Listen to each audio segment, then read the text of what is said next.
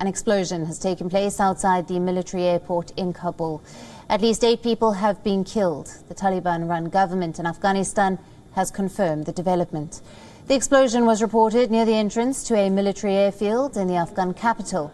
The facility lies next to Kabul's Hamid Karzai International Airport. The cause of the blast remains unknown. 8 people have been killed in the blast and 10 others are injured.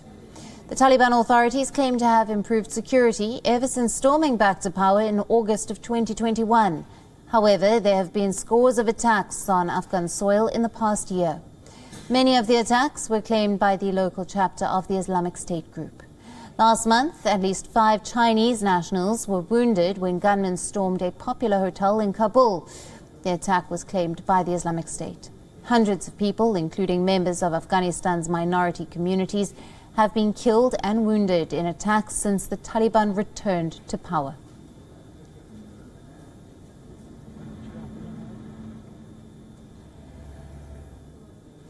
Now, for more on this, we are being joined live by Shuja Jamal, who is a co-author of the book Decline and Fall of Republican Afghanistan.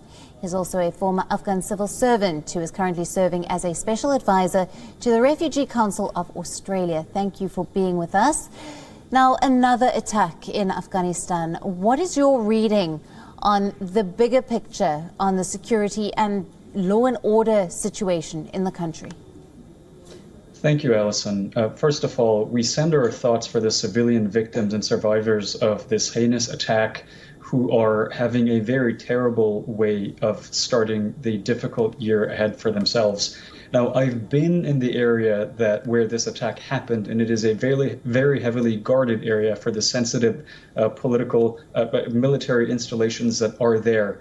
But we also know that independent journalism and media in Afghanistan has been decimated by the Taliban. So it is very likely that we're not really getting the true extent of the ravages that it has brought to the civilian population, but also the true nature of the attack. So the Taliban obviously have an incentive to downplay the severity of the attack. But the Taliban are a regime that is too distracted with gender apartheid policies and violent suppression of other voices, including the genocide of Hazaras, the persecution of Tajiks and Panjshiris, the forced displacement of Uzbeks from their homes and ancestral lands, the oppression of Pashtun opposition voices, and the extrajudicial killings of former Afghan National Defense and Security Forces.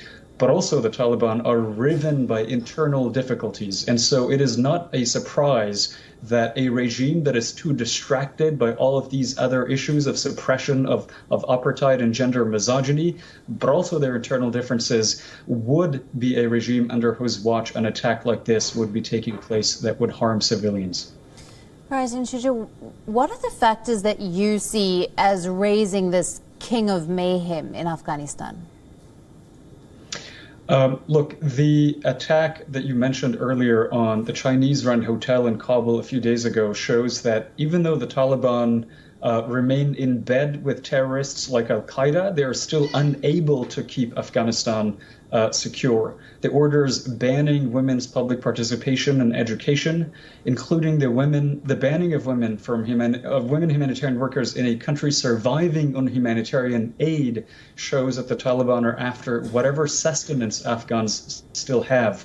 And they're leaving the country isolated, insecure, and in chains, even as they are pursuing these extracurricular liaisons with international terrorism, like al-Qaeda and the dozens of other organizations that are active under the Taliban's watch in Afghanistan. So it is not a surprise that an attack like this is happening.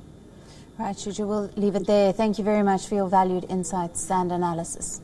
WION, now available in your country. Download the app now. Get all the news on the move.